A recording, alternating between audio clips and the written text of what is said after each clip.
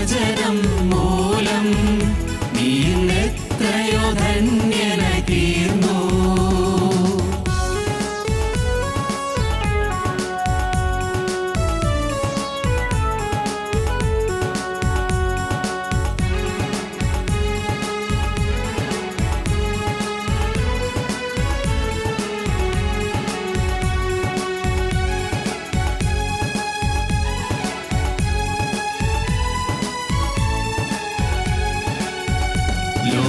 ഇമ്പങ്ങൾ തേടി നീ അലഞ്ഞു, സുഖഭോഗങ്ങളിൽ നീ രസിച്ചു. ലോക ഇമ്പങ്ങൾ തേടി നീ അലഞ്ഞു, സുഖഭോഗങ്ങളിൽ നീ രസിച്ചു. നിത്യരക്ഷകനേശുവിൻ സ്നേഹം തിരിച്ചറിയാതെ ഭോഗിയായി തീർന്നു. നിത്യരക്ഷകനേശുവിൻ സ്നേഹം തിരിച്ചറിയാതെ ഭോഗിയായി തീർന്നു. യേശുക്രിസ്തുവിൻ വചനം മൂലം നീ എത്രയോ ധന്യനായി തീർന്നു.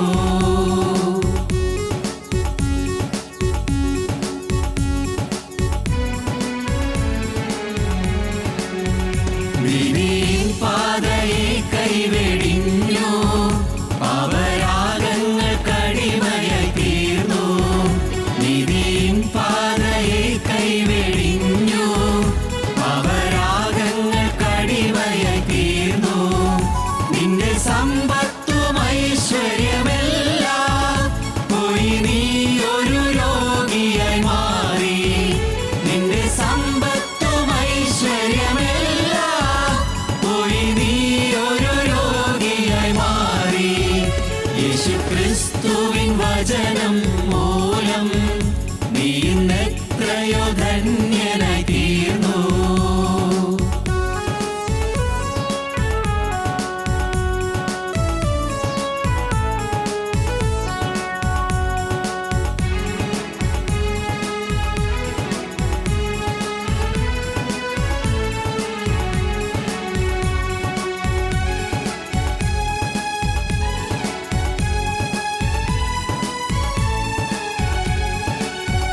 സത്യസുവിശേഷ ദൂതു നീ കേട്ടു, നിന്റെ മനസ്സിന്റെ പൂട്ടു തുറന്നു.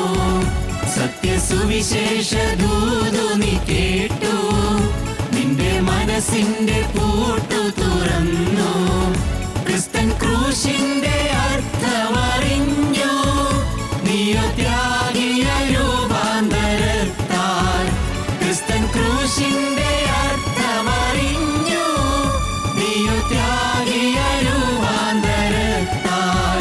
യേശുക്രിസ്തുവിൻ വചനം മൂലം നീ എത്രയോ ധന്യനായി തീർന്നു.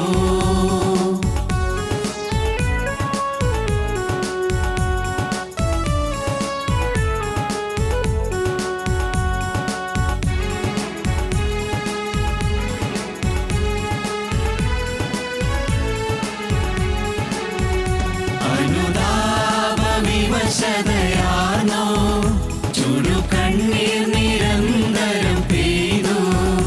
അനുതാപവിവശതയാർന്നോ ചുടുകണ്ണീർ നിരന്തരം പെയ്തു. നീ ഇന്ന് സുവിശേഷവാഹി, യോഗി ക്രിസ്തൻ വരവിൽ പറക്കും. നീ ഇന്ന് സുവിശേഷവാഹി, യോഗി ക്രിസ്തൻ വരവിൽ പറക്കും. യേശുക്രിസ്തുവിൻ വചനം മൂലം നീ എത്രയോ ധന്യനായി തീർന്നു. യേശുക്രിസ്തുവിൻ വചനം മൂലം നീ എത്രയോ ധന്യനായി തീർന്നു. എന്റെ യേശുവിൻ രുധിരം മൂലം നീ എത്രയോ മാന്യനായി തീർന്നു. എന്റെ യേശുവിൻ രുധിരം മൂലം നീ എത്രയോ മാന്യനായി തീർന്നു. യേശുക്രിസ്തുവിൻ വചനം മൂലം നീ എത്രയോ ധന്യനായി തീർന്നു.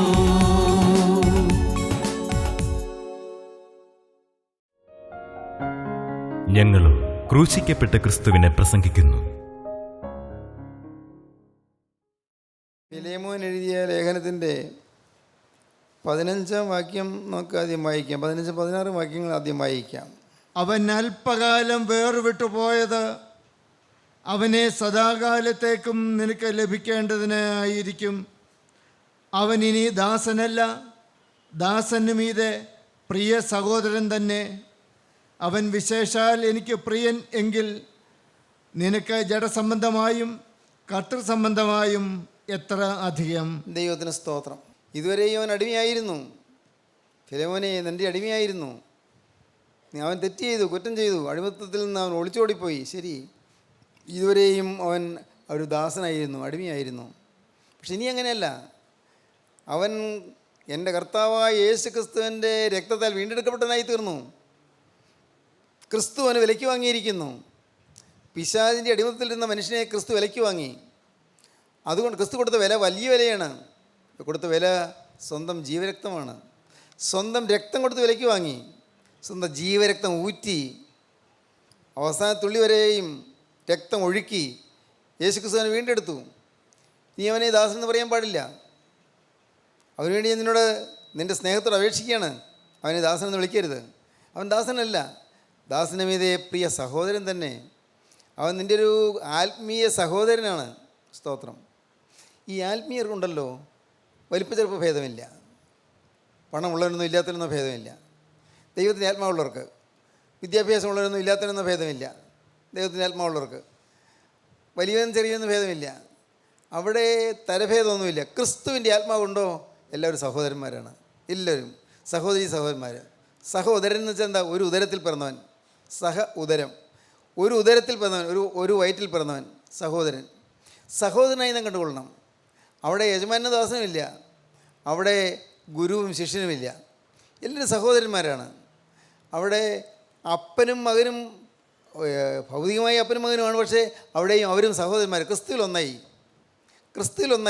ഒരു അനുഭവത്തിലായി, ഒരേ ഒരു ഹൃദയത്തിൻ്റെ ആ സംബന്ധത്തിലായി, ഹൃദയത്തിൻ്റെ ചേർച്ചയിലായി. സ്തോത്രം. നമ്മുടെ ജീവിതം അങ്ങനെയായിരിക്കണം. അവൻ ഈ ദാസനല്ല, ദാസന് മീതെ പ്രിയ സഹോദരൻ തന്നെ. നോക്കൂ, ഫിലേമോൻ പറയുന്നത് അവൻ നിനക്ക് പ്രയോജനമില്ലാത്തവനായിരുന്നു, പക്ഷേ പ്രയോജനമുള്ളവനായി തീർന്നു. അവൻ നിനക്ക് പ്രിയമില്ലാത്തവനായിരുന്നു, പക്ഷേ പ്രിയനായി തീർന്നു. അവൻ നിനക്ക് ദാസനായിരുന്നു, ഇപ്പോൾ ദാസനല്ല, അവൻ നിനക്ക് സഹോദരനാണ്. ദൈവത്തിന് സ്തോത്രം. ദൈവത്തിന് സ്തോത്രം. പ്രയോജനമില്ലാത്തവൻ പ്രയോജനമുള്ളവനായി തീർന്നു. അതാണ് വീണ്ടെടുക്കപ്പെടുക എന്ന് പറഞ്ഞാൽ. മാനസാന്തരം കിട്ടുക എന്ന് പറഞ്ഞാൽ അതാണ്. പ്രയോജനമില്ലാത്തവൻ പ്രയോജനമുള്ളവനായി തീരുന്നു. ദാസൻ അല്ലെങ്കിൽ അടിമ സഹോദരനായി തീരുന്നു. എതിരാളി പ്രിയനായി തീരുന്നു. ശത്രു സ്നേഹിതനായി തീരുന്നു. മാറ്റം വരികയാണ്. നിങ്ങളൊരു നിമിഷം ചിന്തിക്കൂ. നിങ്ങളുടെ ആരുടെയെങ്കിലും ഹൃദയത്തിൽ ആരുടെയെങ്കിലും കയ്പുണ്ടോ? ഏതെങ്കിലും തരത്തിൽ നീരസമുണ്ടോ? ഏതെങ്കിലും തരത്തിൽ മുൻവിധിയുണ്ടോ? നിങ്ങൾ ചിന്തിക്കൂ. അത് മാറും. മനസ്സാന്തരപ്പെട്ടാൽ അത് മാറും. നിങ്ങൾ ക്ഷമിക്കും, കണ്ണടച്ച് ക്ഷമിക്കും. ഭർത്താവ് എത്ര ക്രൂരകൃത്യം ചെയ്തവനാണെങ്കിലും ഭാര്യ അങ്ങ് ക്ഷമിക്കും. എന്തുകൊണ്ട്? ക്രിസ്തുവിലായി. അതുകൊണ്ടാണ് ക്ഷമിക്കുന്നത്. ഭാര്യ ഒരുപക്ഷെ തെറ്റായ വഴിയിൽ ജീവിച്ചവളാണെങ്കിലും ഭർത്താവ് ക്ഷമിക്കും. എന്തുകൊണ്ട്? ക്രിസ്തുവിൽ അവൾ വിടുവിക്കപ്പെട്ടിരിക്കുന്നു. ക്രിസ്തുവൾക്ക് സ്വാതന്ത്ര്യം വരുത്തിയിരിക്കുന്നു. അവളുടെ പാവം, അങ്ങനെ ഒരു പാവം നടന്നതായി ക്രിസ്താവ് കണക്കിടുന്നില്ല. അതുകൊണ്ടാണ് നാം ക്രിസ്തുവിലായി കഴിയുമ്പോൾ അങ്ങനെ ഒരു പാവം ചെയ്തതായി കണക്കിടുകയില്ല. നമ്മുടെ പേരിൽ നിന്ന് ആ പാവം മായ്ച്ചു കളയുകയാണ്. എന്തൊരു ഭാഗ്യമാണത്. ക്രിസ്തുവിലായി കഴിയുമ്പോൾ ഇതുവരെ നമ്മുടെ ജീവിതത്തിൽ നിന്ന് പോയ തെറ്റുകളെല്ലാം മാഞ്ഞു പോവുകയാണ്. എല്ലാം മാഞ്ഞു പോകുന്നു. അതൊന്നും ചെയ്തിട്ടില്ലാത്തതിനെ പോലെ കർത്താവ് നമ്മെ കാണുകയാണ്. തെറ്റൊന്നും ചെയ്തിട്ടില്ലാത്തതിനെ പോലെ കർത്താവ് നമ്മെ ഓരോരുത്തരെയും കർത്താവ് വീക്ഷിക്കുന്ന അങ്ങനെയാണ്. തെറ്റ് ചെയ്തിട്ടില്ല, തെറ്റുണ്ട്, പക്ഷേ കർത്താവ് കഴുകിക്കഴിഞ്ഞു. തെറ്റുണ്ട്, പക്ഷേ കർത്താവ് തൻ്റെ തിരുരക്തത്താൽ പൊതിഞ്ഞു കഴിഞ്ഞു. തെറ്റില്ലഞ്ഞിട്ടല്ല, തെറ്റ് കർത്താവ് ക്ഷമിച്ചു, തെറ്റ് കർത്താവ് പൊറുത്തു. സ്തോത്രം. എന്തൊരു മഹാഭാഗ്യമാണത്. നമ്മുടെ ജീവിതത്തിൽ ഈ ഒരു അനുഭവത്തിലേക്ക് നിങ്ങൾ വരണം. എൻ്റെ കർത്താവേ, നിൻ്റെ തിരുരക്തത്താൽ നീ എന്നെ രക്ഷിച്ചല്ലോ, എൻ്റെ അടിമത്തം നീ മാറ്റിയല്ലോ, എനിക്ക് നീ സ്വാതന്ത്ര്യം തന്നല്ലോ. കർത്താവേ, ഞാൻ ഇനി അടിമയല്ല. പ്രിയപ്പെട്ടവരെ, എന്താണ് ഈ പറയുന്നതിൻ്റെ അർത്ഥം? ബഹുഭൂരിപക്ഷം പേരും ഈ സാത്താൻ്റെ അടിമത്തത്തിലാണ്, പിശാചിൻ്റെ അടിമത്തത്തിലാണ്. ഇസ്രായേൽക്കാർ 600,000 പേര് അന്ന് ഫറവോൻ്റെ അടിമത്തിൽ കഴിഞ്ഞതുപോലെ ഇന്ന് നമ്മിൽ അനേകം പേര് പിശാചിൻ്റെ അടിമത്തത്തിലാണ്, സാത്താൻ്റെ അടിമത്തത്തിലാണ്. അതുകൊണ്ടാണ് പെട്ടെന്ന് കോപം വരുന്നത്. പിശാചാണ് കോപിപ്പിക്കുന്നത്. പെട്ടെന്ന് ചുണ്ടി വരും. പിശാചാണ്. പെട്ടെന്ന് ഇഷ്ടക്കുറവും മുഷിച്ചിലും വരും, പിശാചാണ്. ഒരാൾ എത്ര നല്ലത് ചെയ്താലും ചീത്തയായിട്ട് തോന്നുകയുള്ളൂ, പിശാചാണ്. ഈ സാത്താൻ എന്ന് പറയുന്ന ദുഷ്ടൻ പാവപ്പെട്ട മനുഷ്യനെ ഇന്ന് വഞ്ചിച്ചുകൊണ്ടിരിക്കുകയാണ്. മനുഷ്യനെ തിരിച്ചറിയുന്നില്ല. ദുഷ്ടനായ പിശാച് സാത്താൻ, ഭീകരനായ പിശാച്, അവൻ ലജ്ജയില്ല താനും. ഒരു പ്രാവശ്യം അവൻ വന്ന് പരീക്ഷിക്കാൻ വന്നു, നമ്മെ കിട്ടിയില്ലെങ്കിൽ അവൻ പിന്മാറുകയല്ല. ഈ അടങ്ങൂ എന്നുള്ള വാശിയോട് നമ്മെ പിടിച്ചടക്കാൻ അവൻ പിന്നെയും വരും. പിടിച്ചു കൊണ്ടുപോയി പിന്നെയും കാരാഗ്രഹത്തിലിടാൻ അവൻ വരും, ജയിലിലടയ്ക്കും. അതുകൊണ്ട് എപ്പോഴും ദൈവമക്കൾ വളരെ സൂക്ഷ്മത നിൽക്കണം. ഒരു അണുവിൽ പോലും പിശാചിന് ഇടം കൊടുക്കരുത്, പിശാചിന് ഇടം കൊടുക്കരുത്. എപ്പോഴും വളരെ വിജിലൻ്റ് ആയിരിക്കണം, അലർട്ടായിരിക്കണം, എപ്പോഴും നല്ല ജാഗ്രതയുള്ളവരായിരിക്കണം. ഒരു വാക്കിൽ പോലും തെറ്റുപറ്റരുത്, ഒരു വാക്കിൽ പോലും. ദൈവത്തിന് സ്തോത്രം. ഒരുപക്ഷെ വീട്ടിൽ നാം അലസമായിട്ടിരിക്കുന്ന സമയത്ത് നമ്മുടെ മക്കളും ഭാര്യയും കുഞ്ഞുങ്ങളെ ഭർത്താവും ഒക്കെ ആയിട്ട് ഒരുമിച്ചിരിക്കുന്ന സമയം, ഭക്ഷണം കഴിക്കുന്ന സമയം, അപ്പോൾ പോലും പിശാചെ കയറി വരാൻ ശ്രമിക്കും. ചെറിയൊരു വാക്ക് അതിൽ പിഴ. അപ്പോൾ ഇഷ്ടക്കുറവ് വന്നു, മുഷിച്ചിൽ വന്നു, പിന്നെ വാഗ്വാദമായി. ഇത്തിരി കഴിഞ്ഞു, ഭക്ഷണം കഴിക്കാതെ എഴുന്നേറ്റ് പോയി, കൈ കഴുകി എഴുന്നേറ്റ് പോയി, ഭക്ഷണമെല്ലാം മേശപ്പത്തിരിക്കുന്നു. ഇങ്ങനെയുള്ള വീടുകളുണ്ട്. എന്തുകൊണ്ട്? പിശാച് ജയിലിലേക്ക് അടയ്ക്കാൻ പിടിച്ചുകൊണ്ട് പോവുകയാണ്. സാത്താനാണ് എൻ്റെ പിന്നിൽ. ഇത് നാം മനസ്സിലാക്കണം. നമ്മെക്കൊണ്ട് തെറ്റ് ചെയ്യിക്കുന്നൊരു ഭീകര ശത്രുവുണ്ട്. ആ ഭീകരനായ പിശാച് അവൻ നമ്മെ വലിച്ചഴിച്ചുകൊണ്ട് പോവുകയാണ്. പാപത്തിൻ്റെ ചങ്ങലയിൽ കുടുക്കി വലിച്ചഴിച്ചുകൊണ്ട് പോകുന്നു. പാപത്തിൻ്റെ ചങ്ങലയിൽ നമ്മളെ കൊടുക്കുന്നു, പാവം നമ്മെക്കൊണ്ട് ചെയ്യിക്കുന്നു. നിങ്ങൾക്ക് അറിയാൻ പാടില്ലേ, ഒരു ആരോടെങ്കിലും ഒന്ന് കോപിച്ചു പോയാൽ പിന്നെ ഒരു സ്വസ്ഥതയുണ്ടോ? പിന്നെ നിങ്ങൾ ചിന്തിച്ചിട്ടുണ്ടോ? ആരോടെങ്കിലും മുഷിഞ്ഞു പോയി പിന്നെ സ്വസ്ഥതയുണ്ടോ? ആരോടെങ്കിലും ഒരുപക്ഷെ ഒരു അല്പം മയമില്ലാതെ സംസാരിച്ചു പോയി പിന്നെ സ്വസ്ഥതയുണ്ടോ? ഉണ്ടാവില്ല. ദൈവമക്കൾക്ക് സ്വസ്ഥത പിന്നെ ഉണ്ടാവില്ല. പിന്നെ അത് കർത്താവ് മോഹിച്ച് കിടന്നു കഴിഞ്ഞാൽ മാത്രമേ സ്വസ്ഥത ഉണ്ടാകൂ. അതുകൊണ്ട് എപ്പോഴും വളരെ വളരെ അലർട്ട്, വളരെ ജാഗ്രതയോടുകൂടി ഇരിക്കണം നാം. ജാഗ്രതയോടുകൂടി എപ്പോഴും ഒരാറ്റം പോലും തെറ്റ് വരാതെ നമ്മളെ തന്നെ നോക്കണം. ഒരാറ്റം പോലും, അല്പം പോലും തെറ്റ് വരരുത്.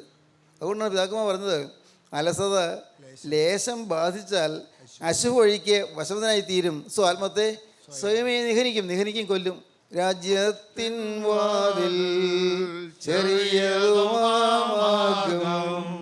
വീതി കുറഞ്ഞതുമാവഴിഗമനം കാംക്ഷിപ്പോൾ അത്യുത്സാഹമവശ്യം താൻ.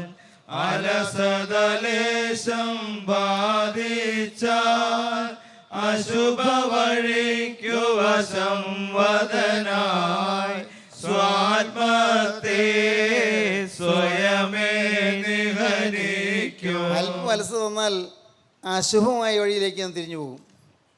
ഇത് എന്തു പറ്റും? ആത്മത്തെ സ്വയമേ നിഹനിക്കും എന്ന് പറഞ്ഞാൽ കൊല്ലും. സ്വന്തം ആത്മാവിനെ കൊല്ലും. ആത്മാവ് മരിച്ചു പോകും. ആത്മാവ് ഡെഡായി പോകും. ആത്മാവ് മരിച്ചു പോകും. ആത്മാവ് മരിച്ചിരിക്കുന്ന അവസ്ഥയിലാണ് ഈ ഭൂമിയിൽ നിന്ന് കടന്നു പോകുന്നെങ്കിലോ നിത്യാഗ്നിയിലേക്ക് പോവുകയും ചെയ്യും. രാജ്യത്തിൻ വാതിൽ ചെറിയതുമാകും, വീതി കുറഞ്ഞതുമാവഴിഗമനം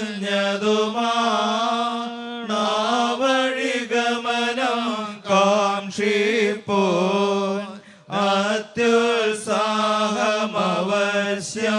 താൻ. അലസതലേശം ബാധിച്ചാൽ അശുഭ വഴിക്കു വശം വദനായി സ്വാത്മത്തെ സ്വയമേ നിഹനിക്കും. ഇത് നമ്മളാരും എഴുതി പാട്ടല്ലോ, നമ്മുടെ പിതാക്കന്മാർ എഴുതിയതാണ്. അവർക്കിതൊക്കെ അറിയാമായിരുന്നു. അല്പം അലസത തന്നാൽ അശുഭ വഴിയിലേക്ക് പോകും, ആത്മാവ് മരിക്കുമെന്ന് അവർക്ക് അറിയാമായിരുന്നു. സാത്താൻ്റെ അടിമത്തിലാകുമെന്ന് അവർക്ക് അറിയാമായിരുന്നു. ഇത് ഉന്നതമായ രാജ്യമാണ്, ശാശ്വതമായ ജീവിതമാണ്. ഉന്നത രാജ്യമതും ശാശ്വത ജീവിതവും നിർമ്മലരാജിക്കും സത്തമമശിഹാഭക്തന്മാർ അർഹിക്കുന്ന മഹാഭാഗ്യം. ജഡനേത്രം ദർശിക്കുകയോ ശ്രവണം കേൾക്കുകയോ ഹൃദയം തേറുകയോ ചെയ്തിട്ടില്ലേതും. കണ്ണിന് കാണാൻ വയ്യാത്തത്, കാതിന് കേൾക്കാൻ വയ്യാത്തത്, ഒരു മനുഷ്യൻ്റെ ഹൃദയത്തിൽ നിരൂപിക്കാൻ പോലും സാധ്യമല്ലാത്ത അത്യുന്നതമായ മഹാസൗഭാഗ്യമാണ് സ്വർഗരാജ്യം, ഉന്നത രാജ്യം, ശാശ്വതമായ ജീവിതമാണ്. പക്ഷേ ആർക്കാണ് കിട്ടുന്നത്? ഉത്തമ മിശിഹാഭക്തന്മാർക്ക് മാത്രമേ അതിന് അർഹതയുള്ളൂ. ഉത്തമന്മാരായ മിശിഹാഭക്തന്മാർക്ക് മാത്രമേ അതിന് അർഹതയുള്ളൂ. ഉന്നത രാജ്യമതും ശാശ്വത ജീവിതവും നിർമ്മലരാർജിക്കും സത്തമമശിഹാഭക്തന്മാർ. സത്തമന്മാരായ മിശിഹാഭക്തന്മാർക്ക് മാത്രമേ അതിന് അർഹതയുള്ളൂ. സത്തമന്മാർ, ശ്രേഷ്ഠന്മാർ, സത്തമന്മാരായ മിശിഹാഭക്തന്മാർക്ക് മാത്രം. അത് നിർമ്മലർ മാത്രമേ ആർജിക്കുകയുള്ളൂ. നിർമ്മലരെ, പരിശുദ്ധന്മാർ മാത്രമേ ആർജിക്കുകയുള്ളൂ. പ്രിയപ്പെട്ടവരെ, ഇതെല്ലാം പിതാക്കന്മാർ പറഞ്ഞു വെച്ചു. നാം ഇതൊക്കെ പാടുന്നില്ലേ? അനുഭവിക്കുന്നുണ്ടോ? ഇത് ചിന്തിക്കുന്നുണ്ടോ എന്താണ് നമ്മുടെ അവസ്ഥ എന്നത്? അനേകരിന്ന് പിശാചിൻ്റെ പണിപ്പുരയിലാണ്. അനേകരിന്ന് സാത്താൻ്റെ ആയുധമാണ്.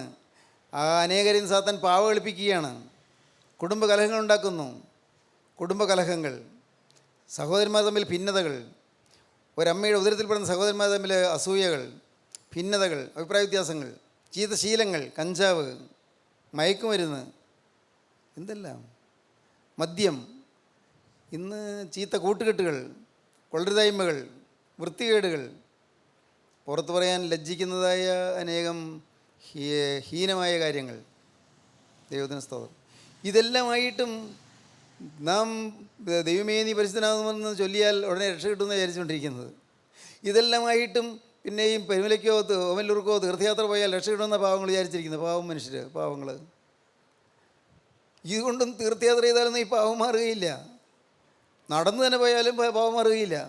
നിങ്ങൾക്ക് തോന്നുന്നു യോഹന്നാൻ സാർ എന്താ ഇങ്ങനെ സഭയിൽ പിതാക്കന്മാർ പറയുന്നത് തീർത്ഥയാത്രയ്ക്ക് പോയി കാഴ്ചകളോട് കൂടി ചെന്ന് നേർച്ച കാഴ്ചകളോട് വഴിപാട് കഴിച്ച് പോരണമെന്നൊക്കെയാണ് പിതാക്കന്മാർ പറയുന്നത്. ഈ മനുഷ്യനുണ്ട് ഇങ്ങനെ പറയുന്നു.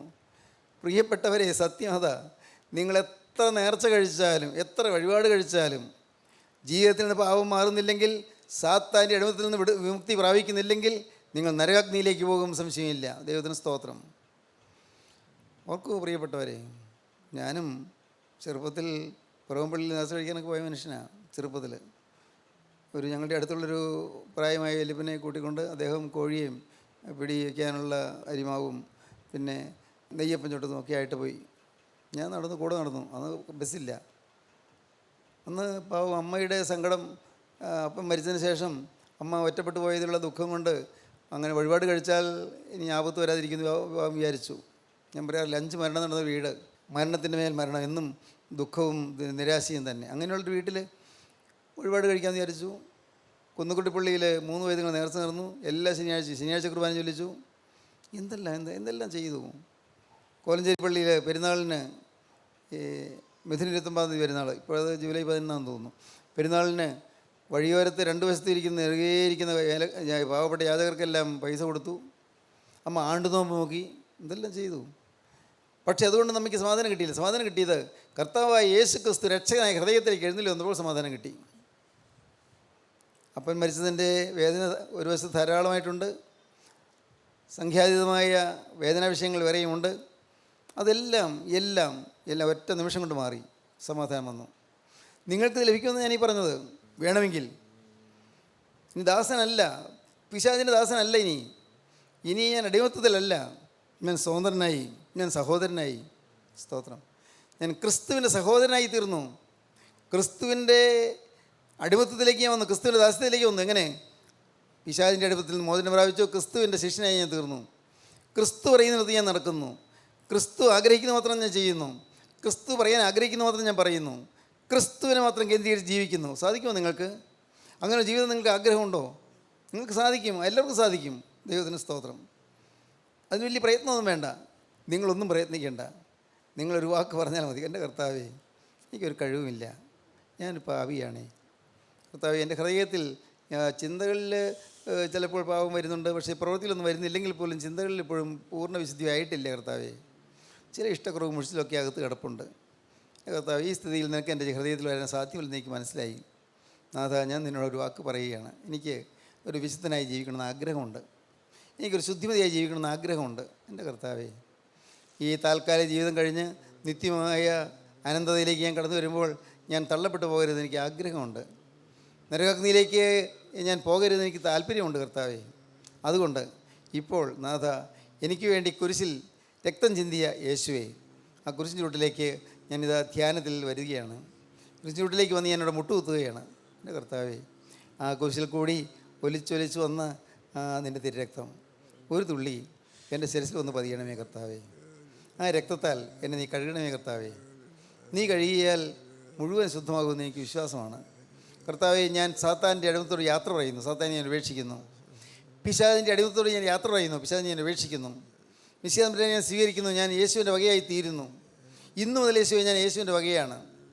എൻ്റെ ജീവിതത്തിൽ മനസ്സറിഞ്ഞ് ഇനിയൊരു പാവം വരികയില്ല, മനസ്സറിഞ്ഞൊരു തെറ്റ് എൻ്റെ ജീവിതത്തിൽ വരികയില്ല. കർത്താവ് ഞാനൊരു വാക്ക് പറയുകയാണ്. സ്തോത്രം. പ്രിയപ്പെട്ടവരെ, അങ്ങനെ ജീവിക്കുന്ന അനേകം ആളുകൾ ഈ ഭൂമിയിലുണ്ട്.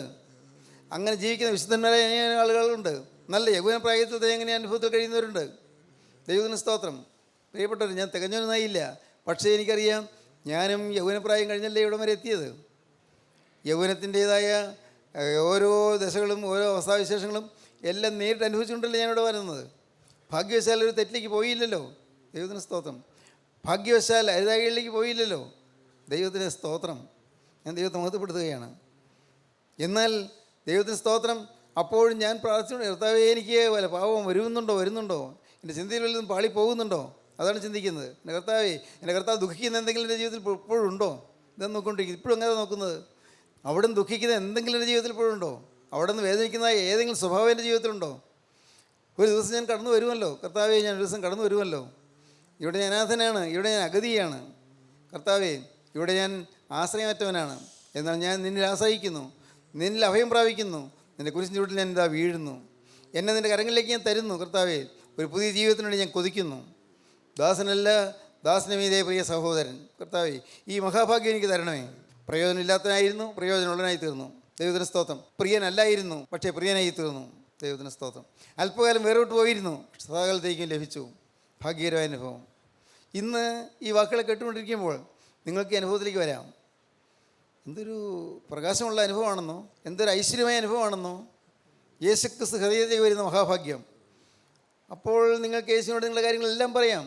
രോഗത്തിൻ്റെ കാര്യം പറയാം, നിങ്ങളുടെ ഭർത്താവിൻ്റെ മദ്യപാനത്തിൻ്റെ കാര്യം പറയാം, ഭാര്യയുടെ കോപാക്രാന്തമായ പെരുമാറ്റത്തിൻ്റെ കാര്യം പറയാം, വീട്ടിൽ ചണ്ടയുടെ കാര്യം പറയാം, മക്കൾ താന്തോന്നികളായി നടക്കുന്ന കാര്യം പറയാം, എല്ലാം പറയാം. എല്ലാം ദൈവത്തോട് പറയാം, എല്ലാം പറയാം. പഠിക്കാൻ ബുദ്ധി അറിയേണ്ടതിന് വേണ്ടി അതിനുവേണ്ടി നിങ്ങൾക്ക് പ്രാർത്ഥിക്കാം. പരീക്ഷകൾ പാസ്സാകേണ്ടതിന് വേണ്ടി നിങ്ങൾക്ക് പ്രാർത്ഥിക്കാം. ഒരു നല്ല തൊഴിൽ കിട്ടുന്നതിന് വേണ്ടി പ്രാർത്ഥിക്കാം. എല്ലാം ദൈവത്തോട് പറയാം. നമ്മൾ സകല ആവശ്യങ്ങൾ നിവൃത്തി ചെയ്യുവാൻ അവൻ ശക്തനാകുന്നു, സർവ്വശക്തൻ. എല്ലാ വേദന വിഷയങ്ങളും അവനോട് നിങ്ങൾ പറയുക. എല്ലാ വേദന വിഷയങ്ങളും എല്ലാം ഒന്നൊഴിയാതെ നിങ്ങൾക്ക് പറയാം. എപ്പോൾ ക്രിസ്തു അകത്തുണ്ടെങ്കിൽ, അകത്ത് ക്രിസ്തു വരണം. ഒന്നാമത്തെ കാര്യം അതാണ്. ഒന്നാമത് ക്രിസ്തു. ഞാൻ കഴിഞ്ഞ ദിവസം പറഞ്ഞതുപോലെ പൂജ്യത്തിന് വിലയില്ല. പക്ഷേ ആ പൂജ്യത്തിൻ്റെ ഇപ്പുറത്ത് ആദ്യം ഒരു ഒന്നിട്ട് കഴിഞ്ഞാലോ 10 പൂജ്യത്തിന് വിലയുണ്ടായി. ഒന്നിട്ടതിന് ശേഷം ഒരു പൂജ്യം ഇട്ടാൽ, ഒന്നിട്ടതിന് ശേഷം വിലയില്ലാത്തൊരു പൂജ്യം അവിടെ കെട്ടിയിട്ടാൽ അവിടെ 10.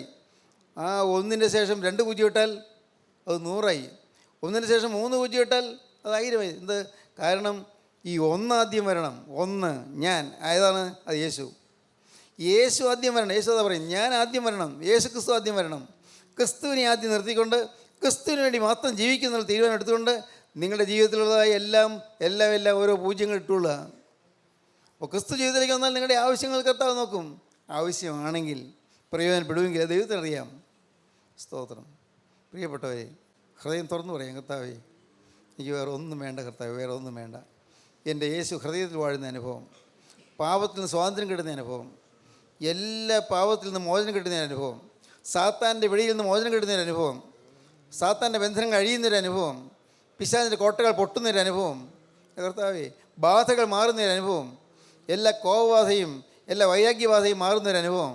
എൻ്റെ കർത്താവേ, എൻ്റെ ഹൃദയം സ്വച്ഛമായി, ഹൃദയം ശുദ്ധമായി തീരുന്നൊരു മഹാഭാഗ്യം ക്രിസ്തുവിൻ്റെ കരങ്ങളിലേക്ക് നിങ്ങൾ കൊടുക്കൂ.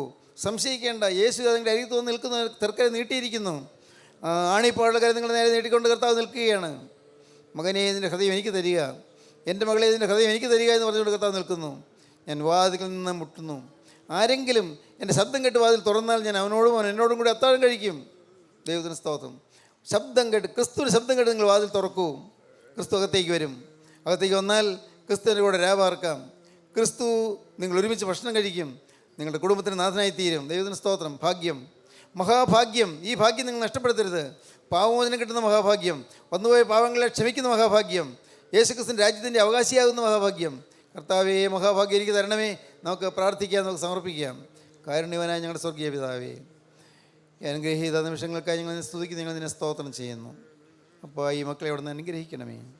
ഓരോരുത്തരും സാത്താൻ്റെ ബന്ധത്തിൽ മോചനം പ്രാപിച്ച് സത്യസ്വാതന്ത്ര്യം ലഭിച്ചവരായി ഇതിനെ സ്തുതിപ്പാൻ എല്ലാവർക്കും ഭാഗ്യം നൽകണമേ കർത്താവേ. അവിടുത്തെ രണ്ടാമത്തെ വരവിൽ പറന്നു വരുന്ന വിശുദ്ധന്മാരുടെ നിരയിൽ നിൽപ്പാൻ എല്ലാവർക്കും ക്രമം തരണമേ. എല്ലാ നന്മകളാൽ ഞങ്ങൾ നിറയ്ക്കണമേ. യേശുക്രിസ്തുവിൻ്റെ മഹത്വപൂർണ്ണമായ നാമത്തിൽ പ്രാർത്ഥിക്കുന്ന കുറയോടെ കേൾക്കണം പിതാവേ. ആമീൻ. ഹല്ലേലൂയ.